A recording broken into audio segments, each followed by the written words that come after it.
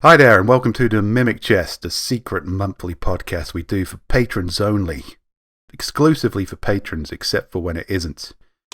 And the premise of this podcast is that we mimic other better podcasts. And today we're returning to an old favourite, where we screw off the format entirely and just browse through Am I the Asshole on Reddit, and pick people to make fun of and judge.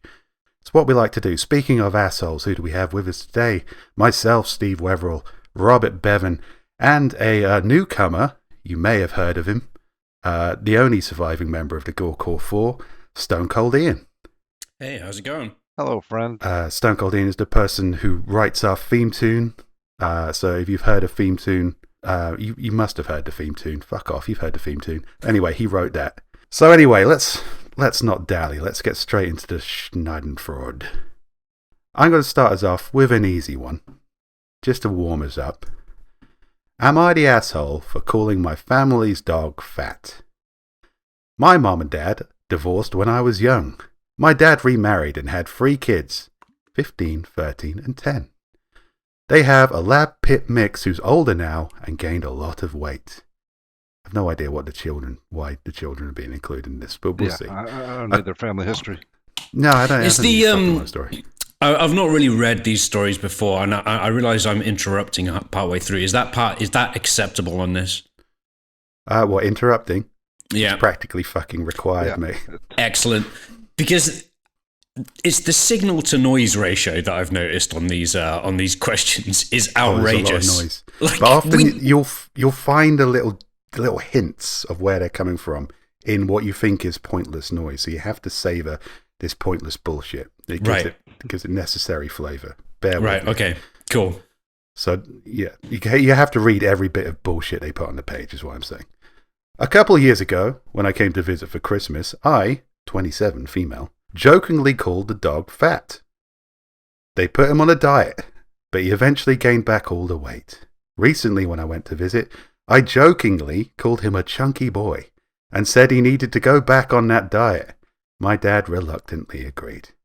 Then my dad took me aside later and said I was an asshole for calling their dog fat. His youngest is built big, and he's worried that his kids will internalize me calling the dog fat and feel bad about themselves. I feel like I'm an asshole, but when I told my friend later, she said I wasn't.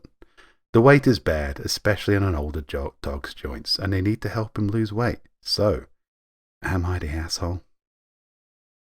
I mean, if she was... I'm trying to picture how this happened. Like, if she was, like, saying, that dog sure is fat, and then, like, pointing at Ricky, then, yeah, maybe? We don't know that. I mean, it's implied, maybe. I mean, this happened twice. And, both times. I mean, well, the dog was still fat. Gives a shit. No, the dog was fat again. Did they, so in that whole spiel, remind me, did they actually talk about how they dropped the news about the dog being fat? Did they give the actual sort of delivery of that? I don't think it was. I don't think she came in that went, look, guys, we need to talk. This dog is a chunky boy. He needs to lay off the kibble. But no, I think she just went, I know, if you go up to a dog and say, like, who's a chunky boy then? It is not the same as doing that to a child.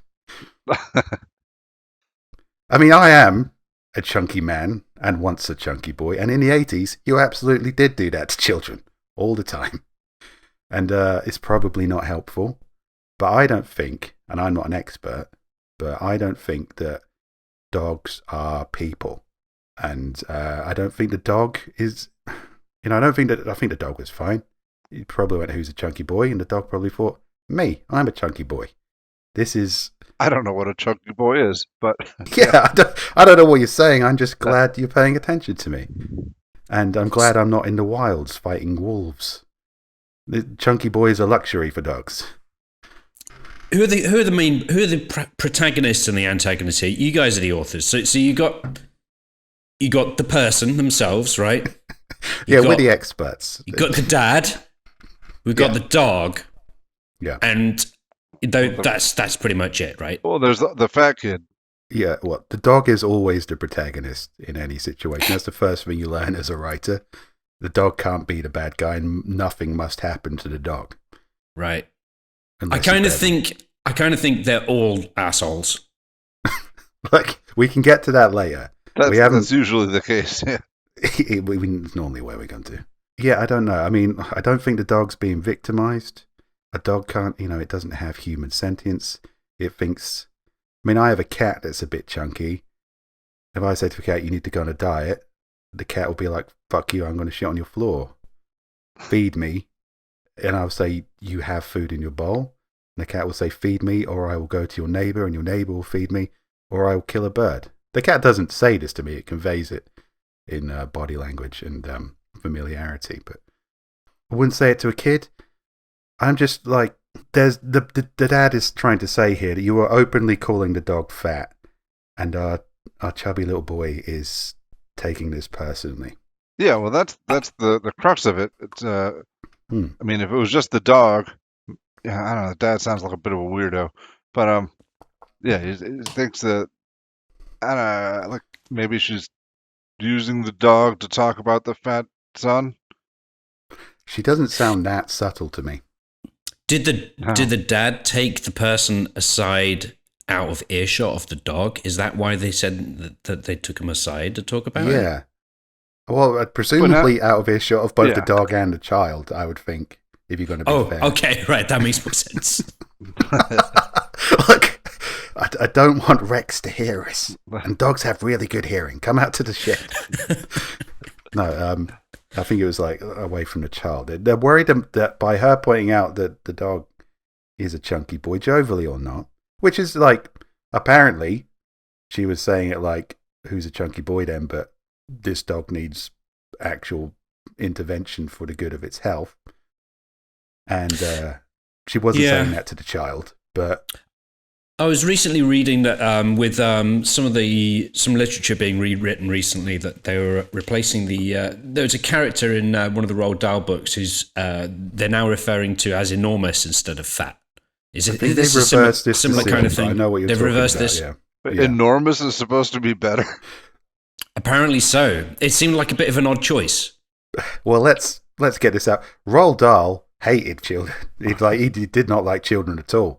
He would absolutely call a child fat, continuously, probably, and he'd probably say it in a delightful, whimsical way. But it absolutely destroyed that child. Obviously, I don't think I've ever heard Roald Dahl call a dog fat. I think he knew the first rule of being an author. You don't. But you're saying that he was an asshole, even though you never heard him calling a dog fat. That's a different Reddit thread. Let's not get into that. That's a whole other podcast. I might actually do an entire side quest on whether Roald Dahl was a cunt.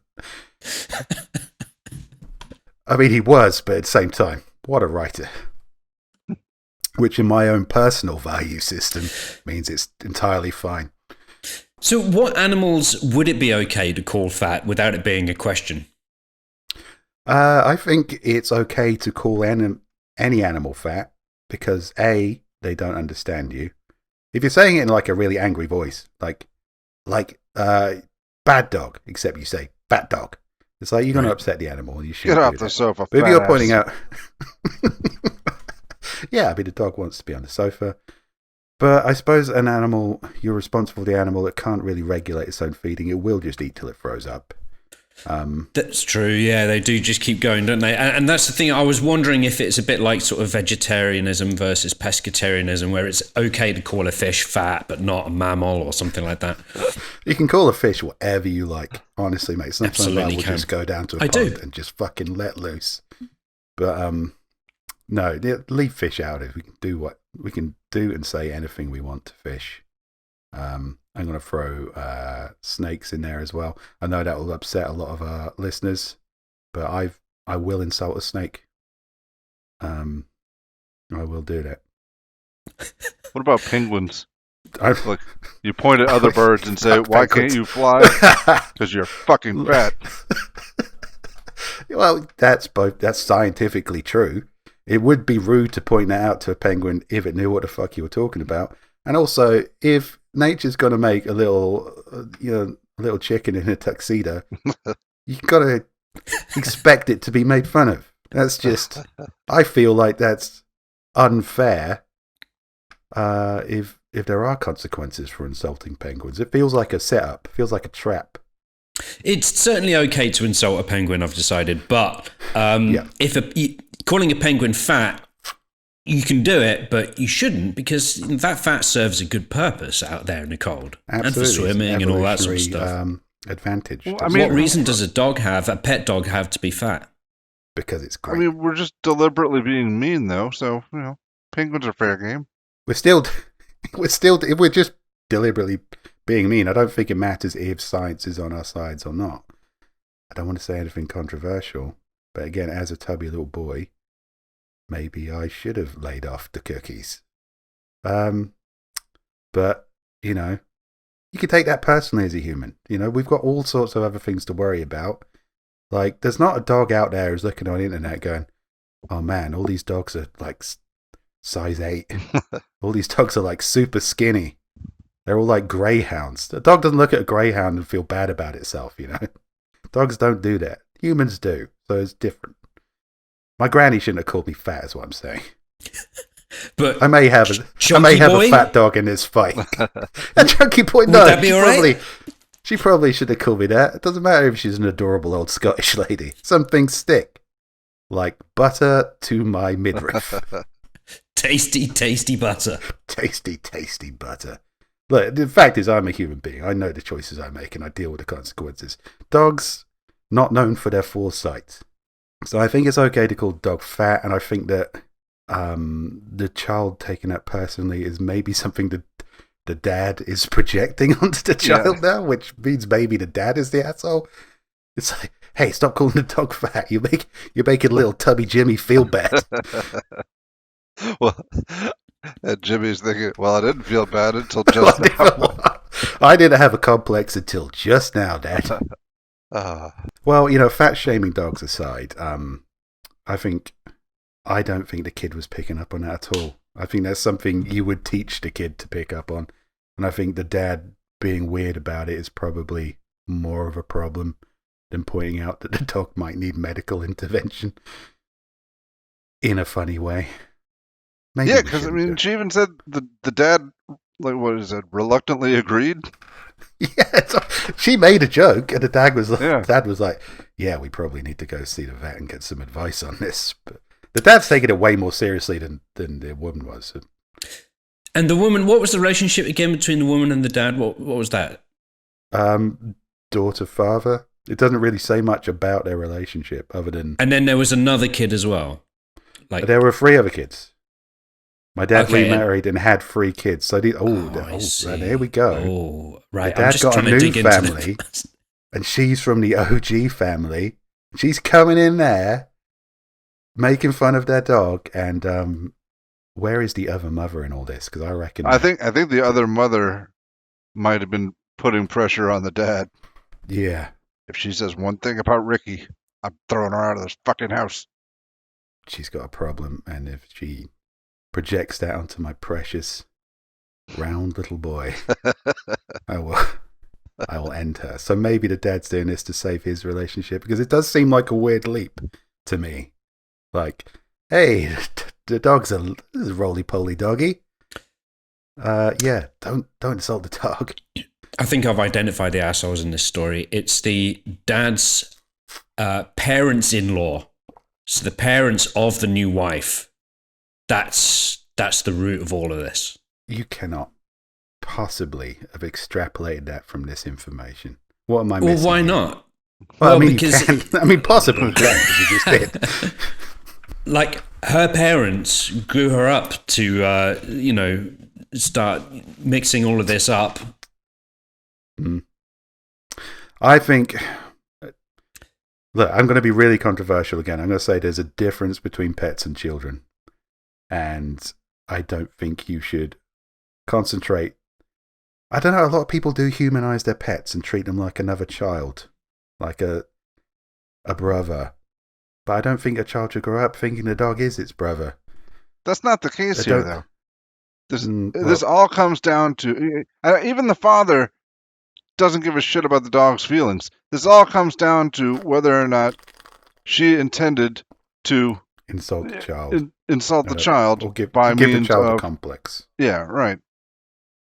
I don't think she did. I don't think so either. And I think if the children and pets in your family are so equal that pointing out that the dog is a little rotund might hurt the feelings of a child, maybe you need to rebalance your family priorities. It's Big Pharma again.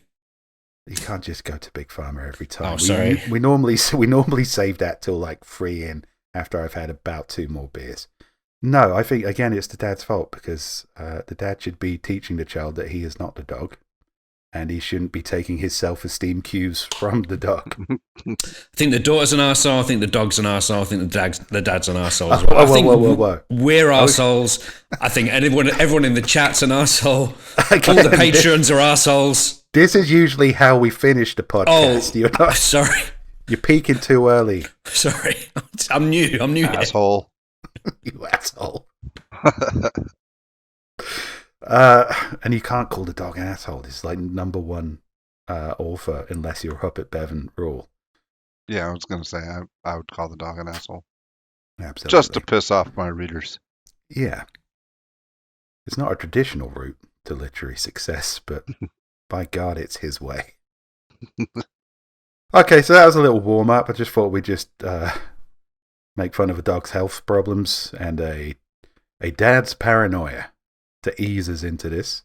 Now, you guys have both been trawling the Reddit forums yourselves. Yeah, I found 3, but I thought I emailed them all to myself, but I can only dig up 2. Well, is one of those 2 one you want to talk about? Let's see. Yeah, I mean, I'll probably need to talk about both of them. But let's start with this one. Chat does point out that although they will call their dog a dumb bitch and the cat a stupid asshole, they've never had cause to insult their snake. So maybe I should retract. Theoretically, I would insult a snake, but I don't think I ever have. And now that I think about it, I don't spend a lot of time around snakes. Chat also says, I do not insult my dog. She's a good girl. Well, that's nice. That's where you want to be in a relationship. Go on then, Bevan. What have you got for us? Oh, now I gotta find it again. Oh, here it is. Okay. Am I the asshole for asking my fiancé to not wear his brother's necklace on our wedding day? All right, here we go. Note. Oh, dear. Me and my fiancé get along really well with everything else, but we've just had a disagreement with this. He wears his late brother's wedding ring on his right hand and his brother's necklace. I can get behind the ring because you don't really notice it as much, but the necklace is more noticeable. It has his brother's wife, and their daughter's initials engraved on it. I asked him if he'd take off the necklace just for our wedding day. I also have a necklace I got as a gift from my mom that I'm not wearing on the day because it doesn't go with my dress. It's just one day, and he can wear the ring if he wants. My fiancé refused and said it's his brother's and he's going to wear it. There we go. Okay, is this bride-to-be's mum deceased? I don't know.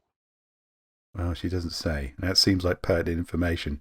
Because if this guy wants to keep the spirit of his dead brother with him on the most important day of his life, and I hope it is the most important day of his life, that seems nice. Well, maybe. Can you read the first sentence again for us? Okay. Note. Me and my one more time. Me and my fiance get along really well with everything else. Okay, all right. I'll stop you there. Yes. It's my fiance and I. So Yes. straight away, asshole. My first thought too. Look, honestly, Stone Cold, if we're gonna judge this entirely by grammar, we are not gonna get very far. Judging by what I've read today. I don't know, dude. Should the ghost of my dead brother-in-law be allowed to attend my wedding?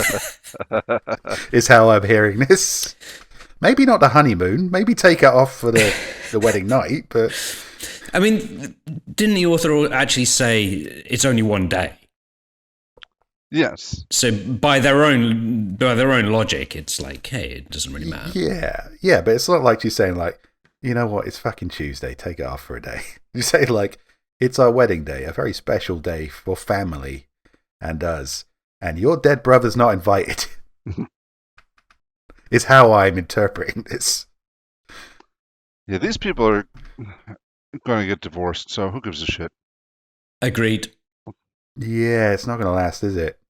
It's like you couldn't keep your fucking mouth shut about your husband's tribute to his dead brother. And you couldn't just fucking let that one go. What are you going to be like when it's his turn to do the dishes? It did actually specify that his brother's dead, right? Yes, late brother. Okay, right. Well, if they just if mean he was he's just like still alive, he's just like, got your necklace. I assume they mean late as a dead and late as in like, well, he's not really getting there until the after dinner drinks, so. But I would assume dead, yeah. I assume that's what the tribute is. Ring and a necklace. Maybe, I don't know, how recent is this? Do we know? No. Let me double check, but I don't think so. So oddly enough, this one doesn't have an outrageous amount of useless context like they usually to the do. point. No. I hate my husband's dead brother and I don't want him at my wedding is what she gets right fucking down to. And I agree with Bev. This marriage is not going to last long. And you know what? I mean, even if they stayed married for 100 years, who gives a shit? I mean, this day will pass.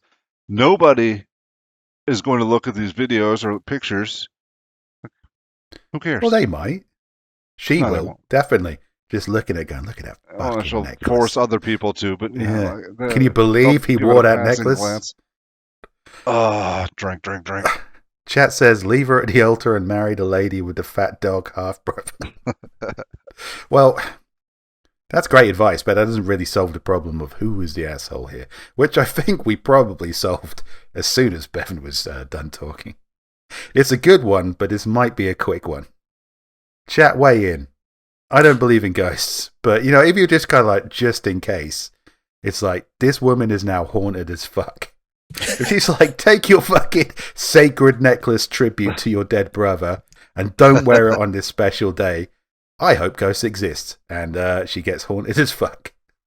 I'm wondering if the rest of the family's dead too, because she points out it has his brother's wife, and their daughter's initials engraved on it.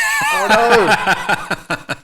My God. Take your tribute to your dead family and cast it aside for my special day. What if he's the murderer? Well, that changes things. That's a That's in trophy. poor taste. No. Yeah, that would change things quite. But she didn't mention that, and we extrapolate a little bit. I but maybe have not to that assume much. she doesn't know. It's a prison wedding. They get married in jail. He's been put there for murdering his brother.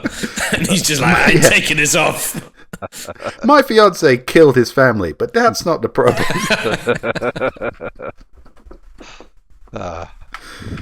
Oh, yeah. I'd love to hear the am I the asshole from his perspective. It's like, guys, I just wanted to wear my dead brother's necklace on my wedding, but my wife apparently is a massive bitch. Seems like you could do that in a single sentence, but they're always complaining about the divorce rates being so high, but no, I get it. That's a big red flag. Don't get married.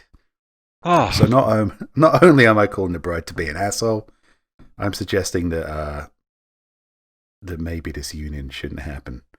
If anyone, like, if the preacher does if anyone here has any just cause why these two should not be married, I hope somebody brings this up on Reddit and go, yeah, I got something. And it's the groom who brings it out. I've got a good reason. Oh, we can but hope. I think that one was an easy win, in as much as that nobody wins. Right on. I guess it's my turn to bring one up. It is your turn, yeah, please do. All right. So I'm going to read this one out. Oh, no, Paulie. wait a minute. I've got to read this out. Chat says, my ex wore a Pokemon cell phone charm dangling from his suit pocket. I just want to put it out there that maybe there are worse things to wear than your dead brother's necklace. Thank you, chat. A Pokemon cell phone charm. I assume it had some sort of emotional significance. The chat says it was Mew. That doesn't help, chat. But I gotta say, if chat could say, you know what, wear your Pokemon chart, it's important to you, then she can fucking make some concessions to his tribute to his dead brother. Could be worse. Could have been Team Rocket. If you can have a Mewtwo fucking charm, I don't know. Did he kill a Pokemon? Maybe. Let's not get into that. Sorry, Stone Cold. Continue. All right, here we go. So, I crochet as a hobby. I started doing it about 6 or 7 years ago to help cope with my anxiety. Over time, I've become pretty good at it and have done a few small commissions for things. I recently opened my own website where I post my patterns and tips for free. Sometimes I'll sell something on there I made that I wouldn't keep or give away, but in general, I don't actively sell my stuff. I have a friend, Lynn, who is always asking me to make her stuff. I've made her a scarf and hat set, and I gifted her a baby blanket for her rainbow baby, all of which have been free. I don't know what the fuck a rainbow baby is. I don't know what a rainbow baby She asked me to make my more complicated stuff for her, like cardigans. Like a sex move.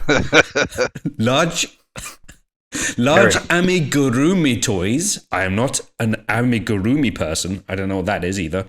Again, and so complex blankets, which I always say no to because as much as I love Lynn, she is very demanding and I do this for fun. I enjoyed giving her her gifts, but I don't like feeling obliged. It takes me a while to finish complex things, and I know she wouldn't be okay waiting more than like a week. Recently, I posted a patchwork cardigan I made, and Lynn texted me asking me to make one for her. I said no because it took me a month to finish, and I had other things I wanted to make. She asked if she paid for it, if I would make one for her. I told her that based on the cost of materials and an hourly wage for skilled labour, it would cost $400. She said that was ridiculous, and there was no way that cardigan would be worth $400. I told her I agree, but that's why I don't usually take commissions and would rather give stuff away that I make.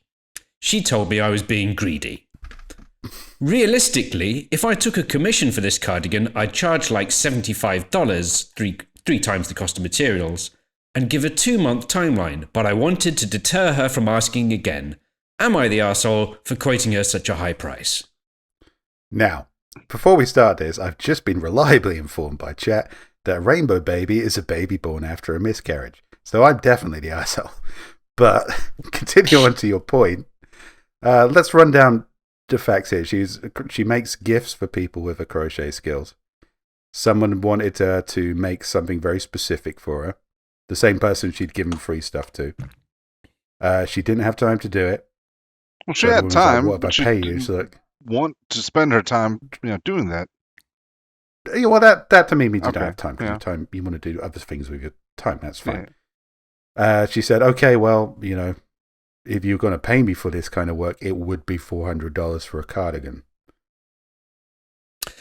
I mean, first of all, the signal to noise ratio in that post was outrageous.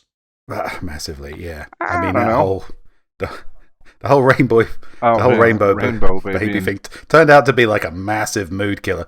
But pertinent because she's amigurumi. I mean, I don't know what that is. I don't know. It's probably depressing too. I'm not going to look it up. Chat, don't tell me. Chat says answer to all questions. Steve is the asshole. Yes, thank you, chat. Yeah, I think we can all agree with that. Amigurumi is essentially the same as crochet, only it refers specifically to the process of making 3D toys. Oh, yeah, I feel like she's kind of an asshole just for using a word she didn't need to use. I mean, your first instinct was absolutely right. Straight off the bat, when I said crochet, you were like, asshole. And I was like, yeah, that's actually why I picked this story to read out, because I was going to say, anyone who does crochet immediately. I don't know. I felt like at every step of this, she was in the right. Like, I don't want to do this for you, but okay, fine. If you're going to keep pestering me, fine. It's $400.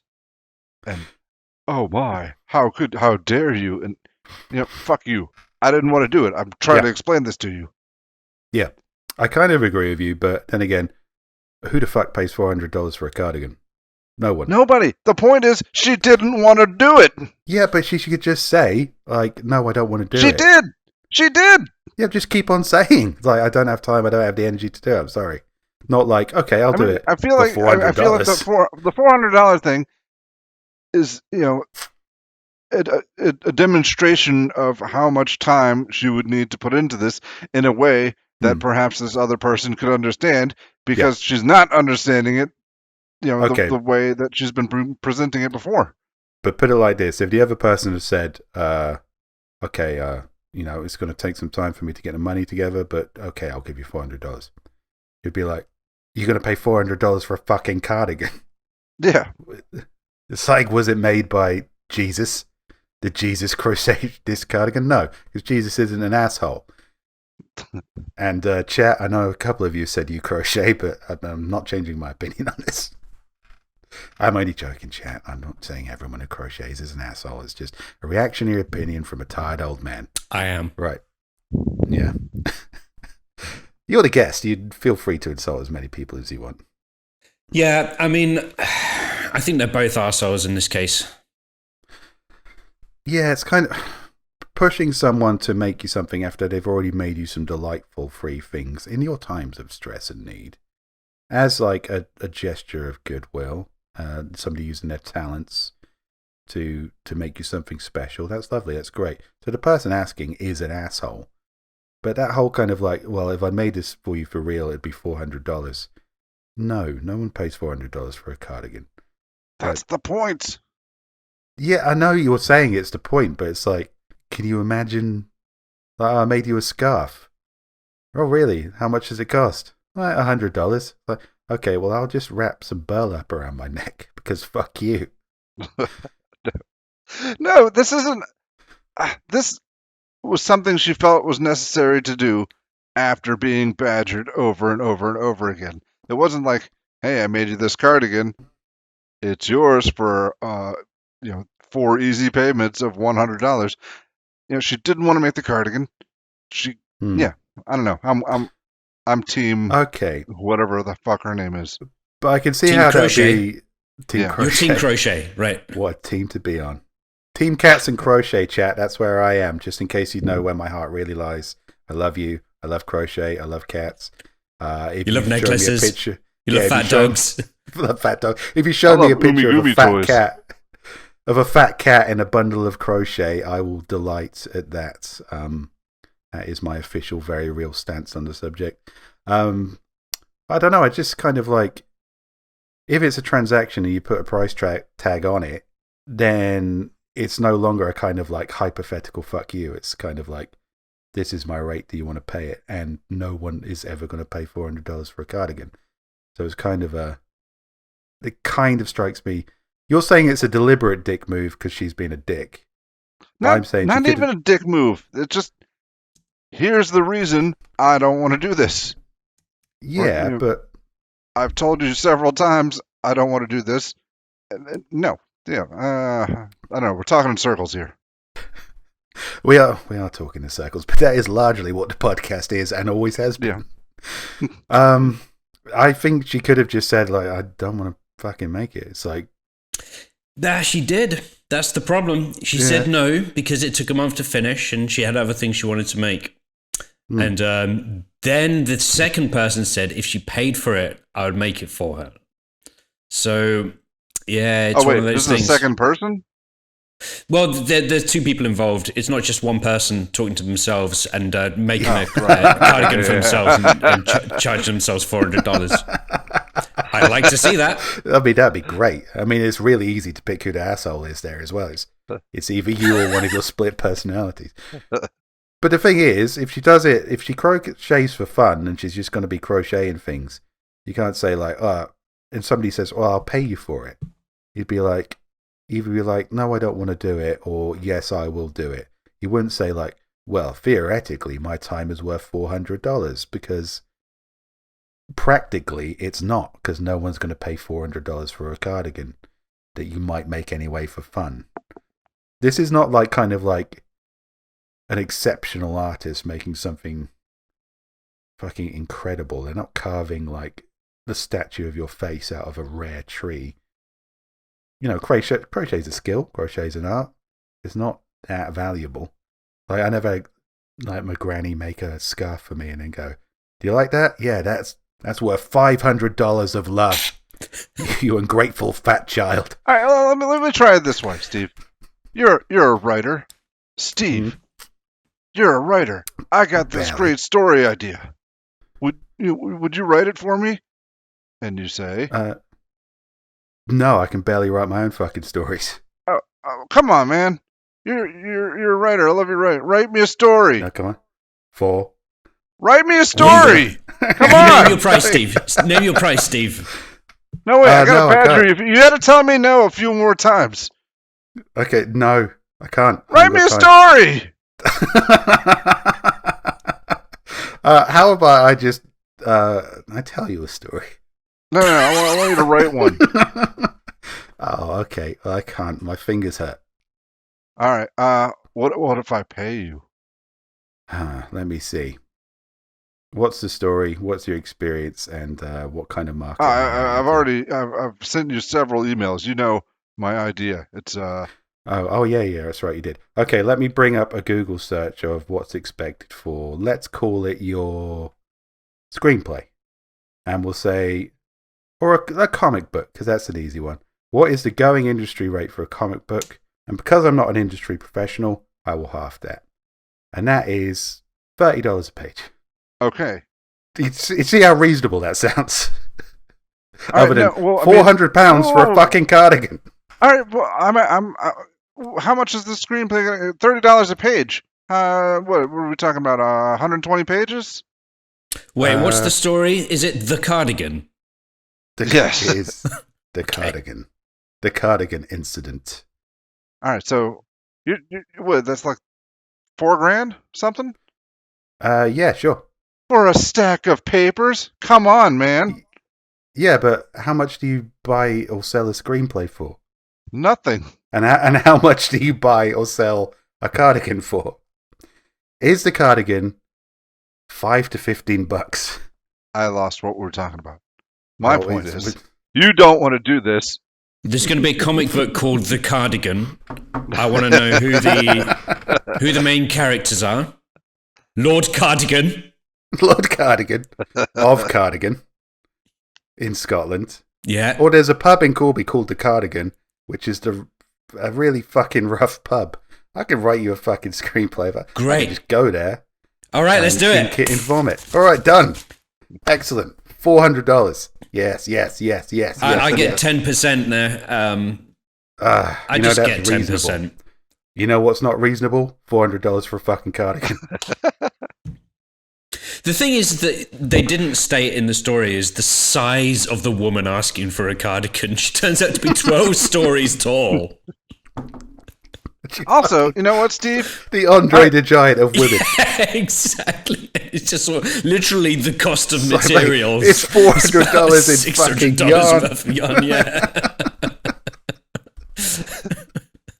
Steve, here's the problem. All right, so you're going to charge me just half of going rates for this screenplay. That means you're on the hook to write it now. You had no interest in doing this. You've got other shit you want to do. Yeah, but I'm also interested in being a jobbing writer. I do that to supplement my income, as I do, other kind of creative things to supplement my income, like blowjobs. But so, I've got a price and I'll work to it. But she's saying, like, I've got a price and I'll work to it. But no reasonable human being is ever going to pay $400 for a cardigan. So she was deliberately being an asshole, is my point. I don't think that's being an asshole. Listen, here's what my time is worth. This is why I'm not making you a fucking cardigan. Okay, fair enough. I think we're going to have to agree to disagree. If she was actually wanting to make money from a crochet, she would have offered a much more reasonable price. Is that fair? Yes, that's fair. Because, yes, that's exactly what I'm talking about. She doesn't want to make money from it. She wants to be left the fuck alone. So making a much more inflated bid to throw the person off the scent is still kind of lying and being an asshole, is my argument. But if you're saying who is the asshole, I agree with you. It's the person hassling this person who has already given her a load of free shit. Oh, man, I'm really bummed about rainbow babies, though. I thought it was like Oh it was gonna be yeah, like yeah. a baby. I thought it was going to be who like I an had- indigo child or something like that. Yeah, Some sort yeah. of I thought it was hippie gonna I mean, be thing. that's like fucking it reasonable, had like right? 6 fathers of different races or something. Yeah, that's a positive thing. Indigo child, positive thing. Rainbow baby, apparently not fucking positive at all. Jeez. Man, what a downer. Thanks, chat. Steve, it's your turn. Oh, is it? Oh, okay. Yeah, thanks, chat, for filling us in. I've learned so much about myself today. Thank you. Oh, no matter how many times we do these things, I always learn that I'm the asshole. Okay. Am I the asshole for telling my dad he has no values? I, 14-year-old male, was working with my dad, 53-year-old male, on our family's Nintendo Switch today. I love that work. Just out back with my dad working in the old Nintendo Switch in an attempt to fix an issue with it connecting to the television, which is like, for anyone who's not in the know, means just plugging a fucking wire into the Nintendo and the television. Despite what it may sound like, it was somewhat of a good bonding experience, and everything for the most part was going well, for the most part. The problem arises when we're discussing options on what to do. We concluded we'd have to replace the Nintendo Switch, and he at one point suggests we take the Switch to GameStop and trade it in and let somebody else deal with the issue. In my opinion, this is an inconsiderate idea, so I said that I don't think it's a good idea. We talked about it a little more, and I eventually, without thinking, said that it's clear that I have values and he doesn't, and I don't want to force our issue onto somebody else. He was clearly offended by this and immediately got into a bad mood, so I went up to my room. He's been ignoring me ever since and is refusing to talk to me, using my mom to transport messages to me. My mom thinks that while I shouldn't have said what I said, his idea was pretty cruel. So Reddit, or you guys, am I the asshole? Now, when your first sentence, I thought I misheard it at first. I thought I told my dad he has no value. You worthless old fuck. you worthless 50-year-old fuck who can't fix a Nintendo. But yeah, I want to really fucking drill down on this. Oh, I can't get my Nintendo Switch to connect to the... It's a fucking HDMI cable, you absolute lunatic. Well, it sounds like there's a problem with the Switch, Yeah, which there is might be the a problem whole with the issue Switch. here. Yeah.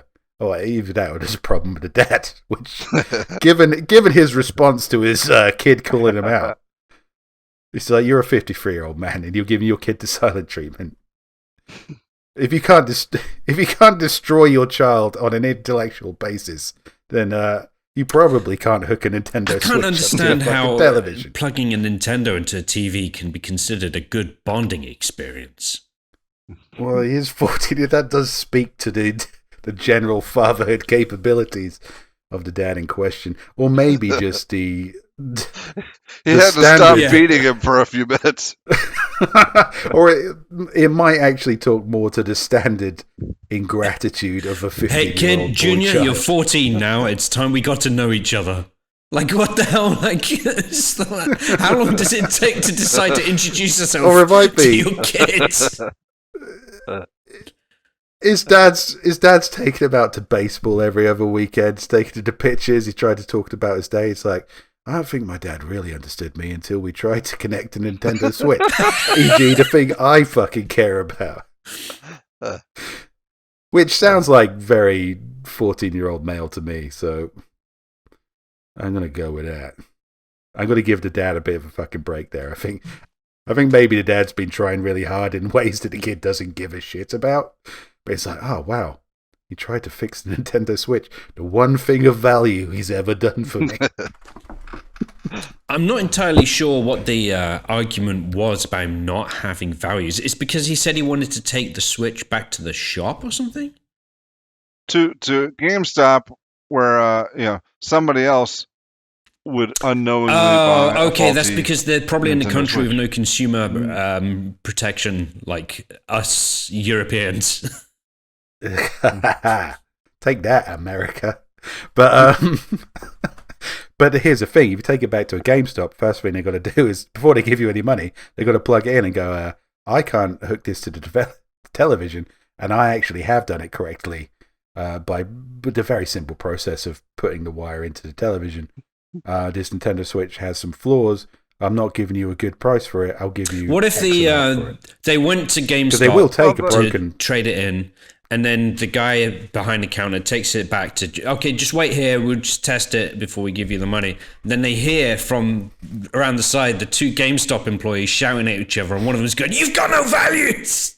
You gotta- it's clear to me that this dad just doesn't know what an HDMI cable is, and he's trying to bond with his son. And you want to rip him off? You've It's got a no cursed values. Nintendo Switch. Just everywhere it goes, it ends in an argument. It ends in a moral argument. Oh.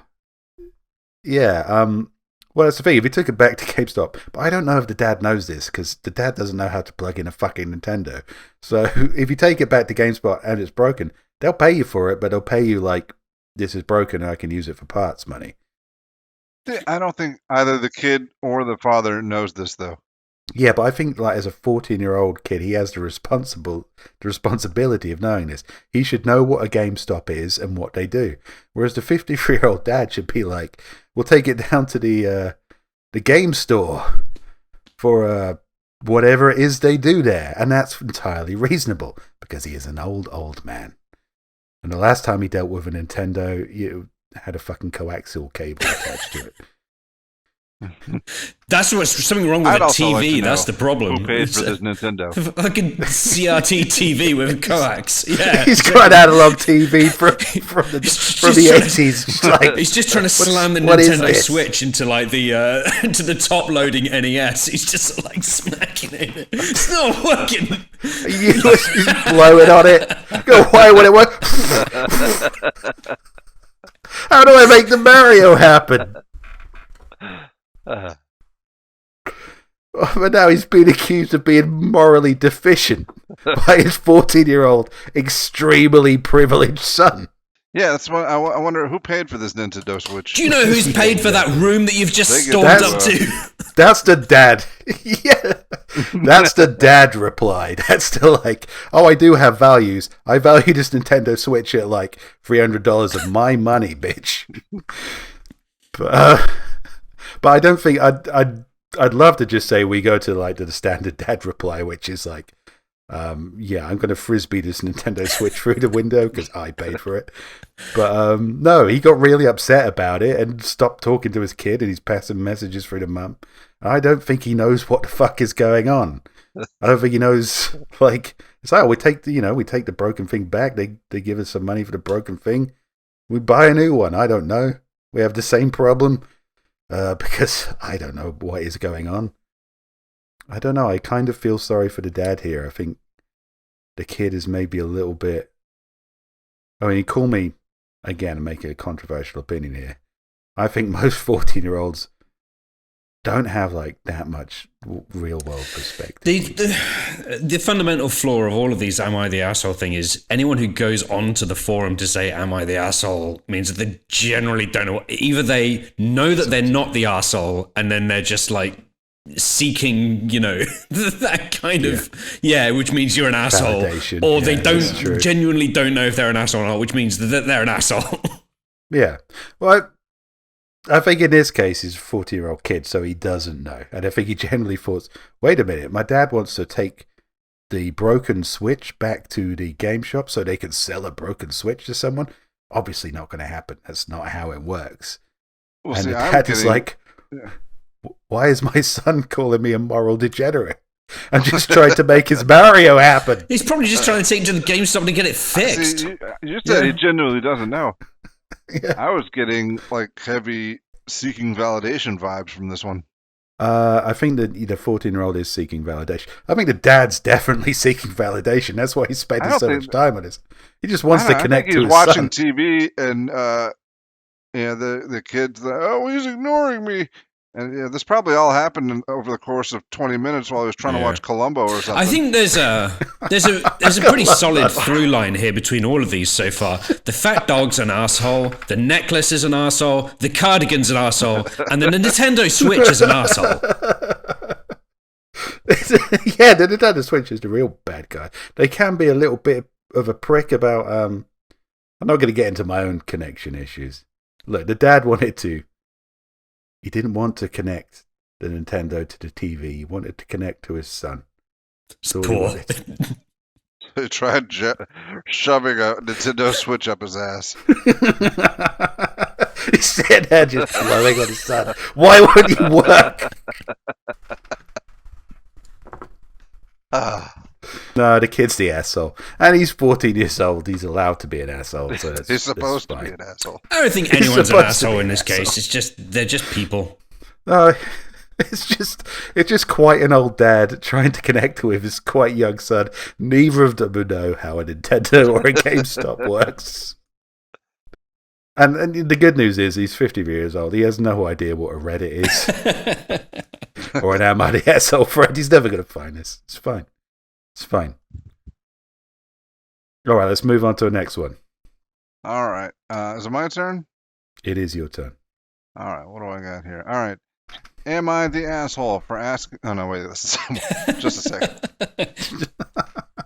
Am I the asshole for asking the same question twice? Yes. Yes, you are. All right. Okay.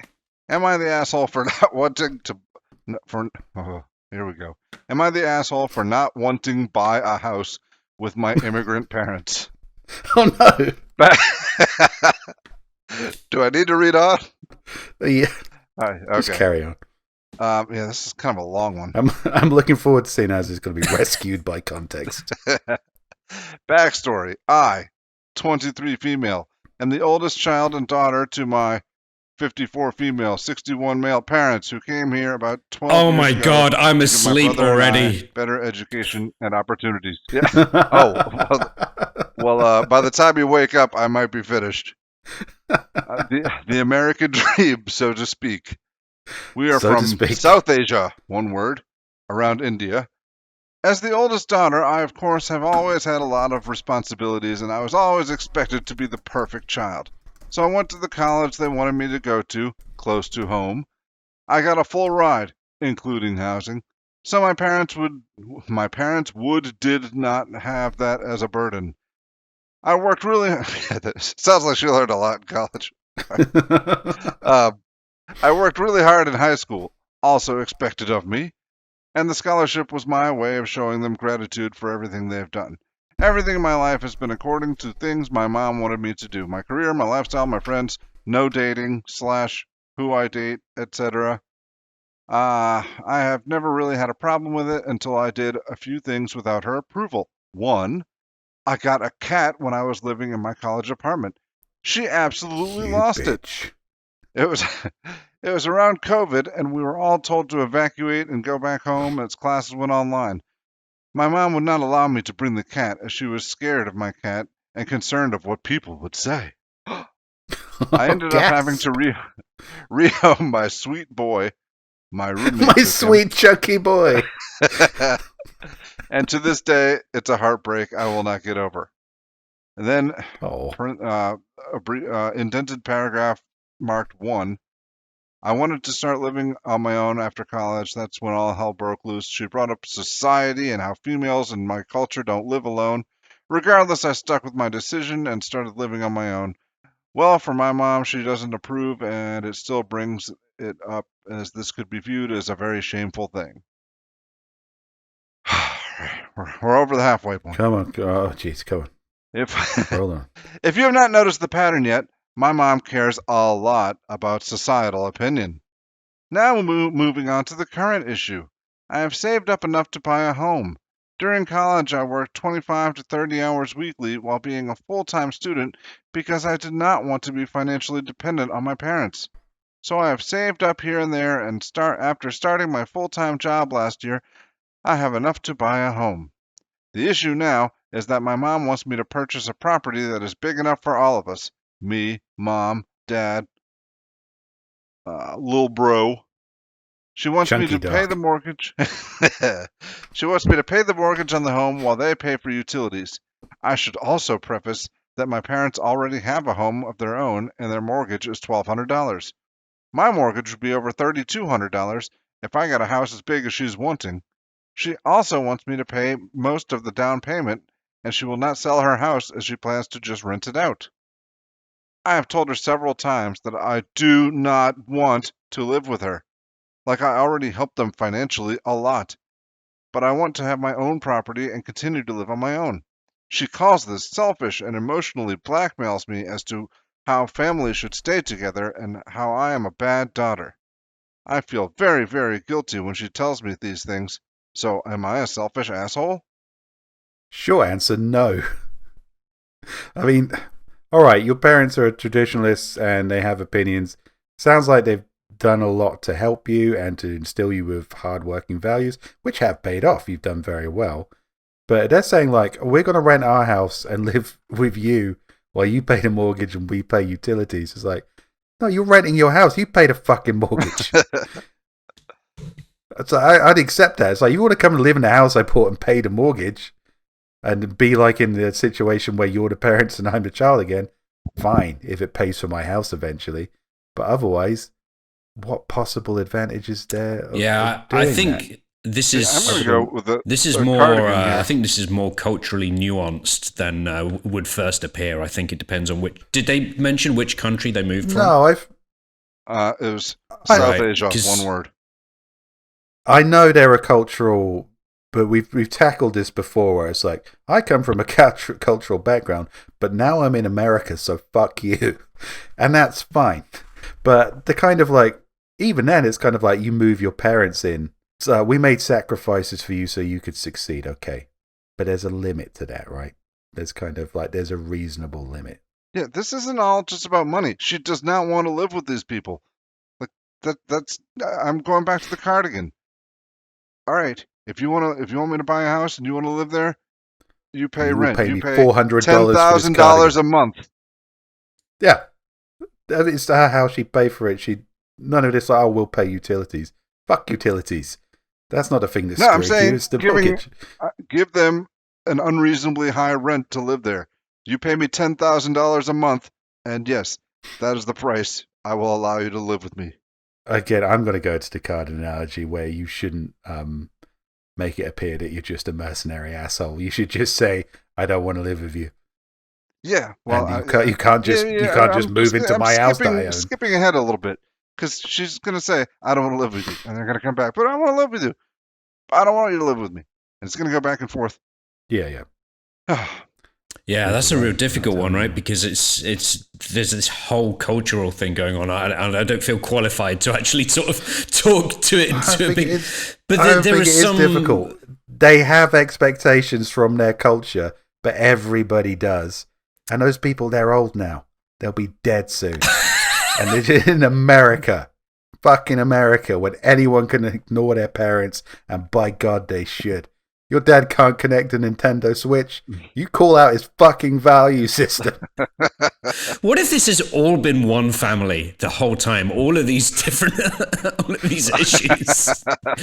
We have broached this before that perhaps all these problems are interlinked with just a very confused and exasperated subset of society that we thankfully ignore in everyday real life. But no, I understand there are very like cultural issues, like you move your parents in. That's fine. But at the same time, it's like, well, also fuck you. It's just, not everything has to be adhered to, and even if it did, utilities ain't gonna cut it. I would be kind of like, okay, right, here's what's gonna happen. I'm gonna buy this house. I'm gonna pay X amount of mortgage. You're gonna move in. You're gonna use the rent from your house to pay the majority of that mortgage. Then I'd be like, I'm moving out now. And I'm going to rent another place with the money you give me. So, I think there's goodbye. like some hidden subtext here as well, which is like depending on where they came from, I think the expectation is that her parents would do all the looking after her kid once she had one as well. So there's more to it than is just on a thing. So there's a lot going on there which I can't really speak to, But she might be part of the late millennial generation, and she won't have a child. She'll just buy a fat little dog. And they're not that That's expensive. what she'd do. She'd just get a bunch of cats, and her parents won't want to move in. There we go. You can move in with me and my army of overweight cats. What will people say? What will people? A woman with a cat? What will people say? It's like, the parents need to fucking, Did they mention what kind of cat it was? Is it There's fucking a lion? compromise.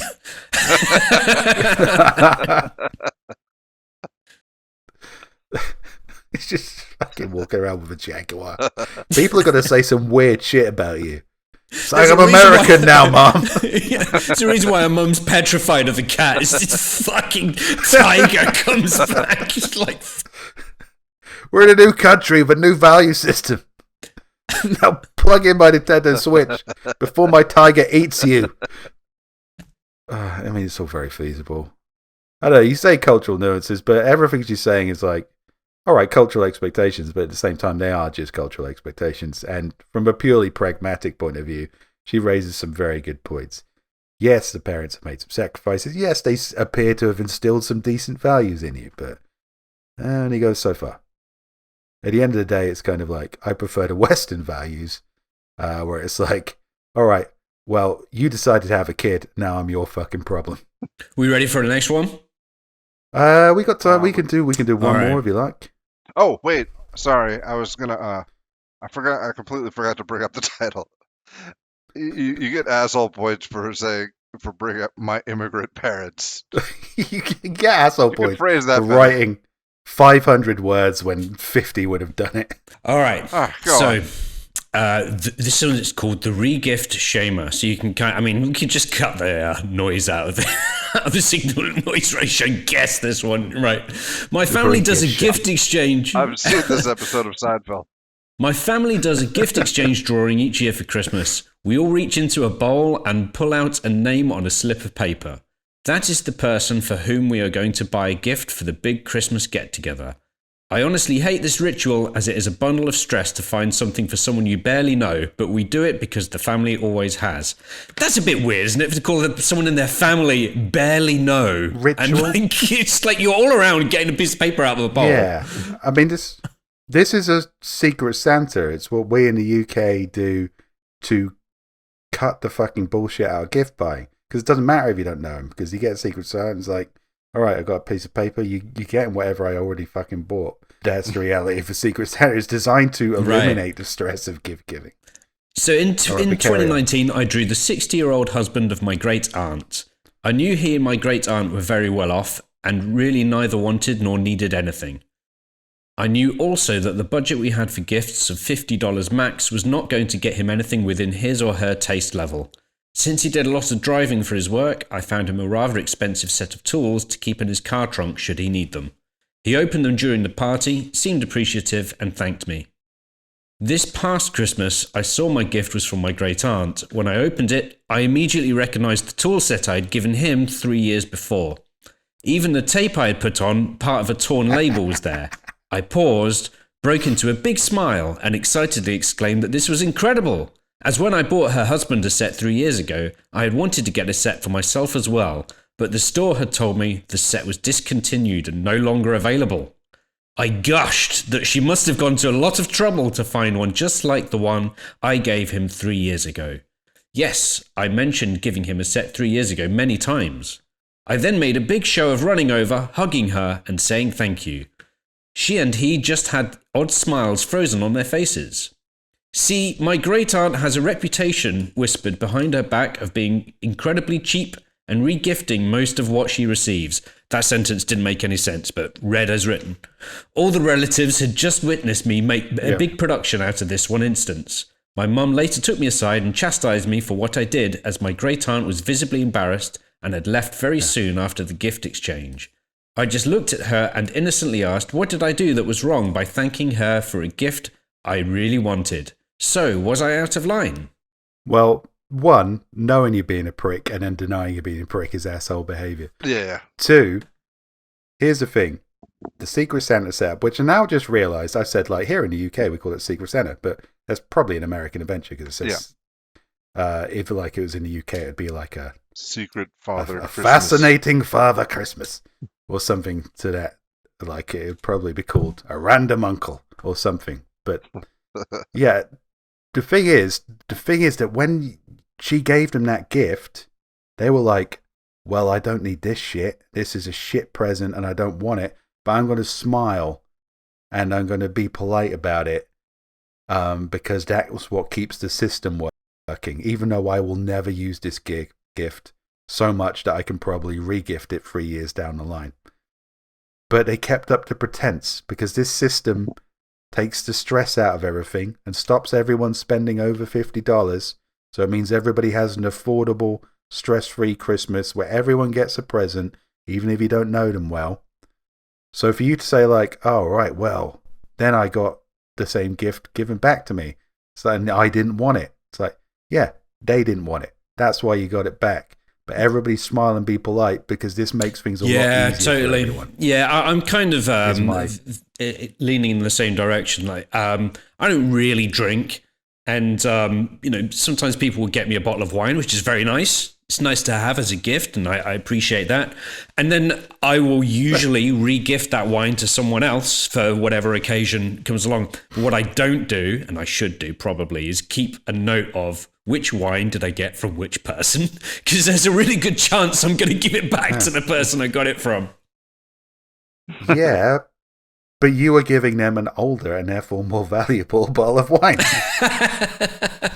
I do that as well. So I do drink, but I get a lot of people that, hey, you drink, here's a bottle of spirits. So I don't drink spirits. So I'm like, well, that's going to sit in my cupboard for 3 years. And then it's actually worked out in my favor because we had an unexpected relative turn up for Christmas this year and was like, oh shit, what do I get him? It's like, well, one of these 25 bottles of booze I'm never going to drink. It worked out nicely. If that guy had turned around and went, this smells like it was bought for you by another relative 6 years ago. Why does the card on it say, yes. Dear Steve?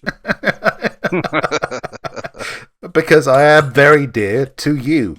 Now I don't have a problem with regifting, off. especially in this day and age of excessive consumption and recycling and all of this sort of stuff. Yeah. I don't have a problem with it at all. And maybe the aunt really is very cheap, but she's still making an effort to make the whole system work. The person who posted this is not making an effort to make the system work. They're deliberately trying to throw a wrench into the system. Wreck the system. And then pretending like, what? I was just thanking them for the gift. Yeah. Like, fuck you. No turkey for you, asshole. Or whatever Americans have for Christmas. Guns. I don't know. Yeah, I'm pushing pretty hard on the regift, not the regifter, the author of that piece being the asshole. Yeah. Regifting generally isn't the best thing, but there's a system at play here, and the system is working, and the system is saving you stress and money. And at the end of the day, they didn't use that fucking thing you got for them because you got them a shit present, and now it's come back to you. It's karma, baby. It's what Christmas how is expensive can a set of tools that are going to go in your car? So I know $50 is a lot of money, but a set of tools in the back of a car for $50, it's not going to be like the world's best set of tools. No, like if you're getting tools, $50 probably get you a couple of wrenches. It'll get you a good couple of things, but not an entire set. But a little kind of I'm thinking of you present, $50 tool set to go in your car. Thanks, Granny. You're getting that back in 3 years because that's right. A $50 first aid kit to go in someone's car if they're driving a lot. That'll get you something pretty good. Yeah, I mean, and you can still it's been 5 years and I'm still alive. But if they re-gift you a first aid kit after it's been used, that's a problem. Yeah, if it's coming back like sprayed in blood. It's like, remember that time I just survived a car crash? It was all thanks to this baby. Happy Christmas, 4-year-old niece. But, yeah, unanimously. Chat's raising some trepidations there that maybe like regifters are an issue, but I think in this context, no. There is a system at play here. You're trying to wreck the system. Your aunt isn't, even if she is cheap. She's playing the fucking game. Play the fucking game. Yeah, see, and I think there's a difference. If somebody gave you a gift that was like really personal or something, and then you go and turn around and give it to somebody else, yeah, that's a dick move. Yeah. But in this case, like, it's a sweater with "I love you, Steve" on it. And I'm like, here you go, Mike. But I mean, just one of these obligatory gift game things, then Yeah, Yeah. recycle those. That's fine. Fine. The real gift here is everybody having a nice time, and you're fucking that up. So, well, you know what? I think we've had an interesting dive into internet first world problems. And I think we've come up with some pretty solid conclusions. Only loggerheads a couple of times there. But, I think that's what makes friendships work. And chat, thank you for joining in. And Stone Cold Iain, thank you for joining us. Thanks for inviting me. Chess. It's been a pleasure. And anyone in the chat who does crochet, you're not really an asshole. But if you're not on chat and you do crochet, sometimes game over. Fuck you. And I think we'll call it that. That is enough ludicrous nonsense for one day. Chat, thank you for joining us. If you're a patron, your patron dollars help make all this wonder possible.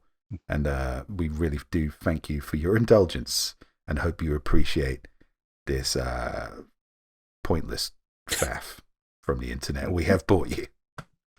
We love you. Goodbye. Bye. Goodbye. See you in the future. Bye-bye.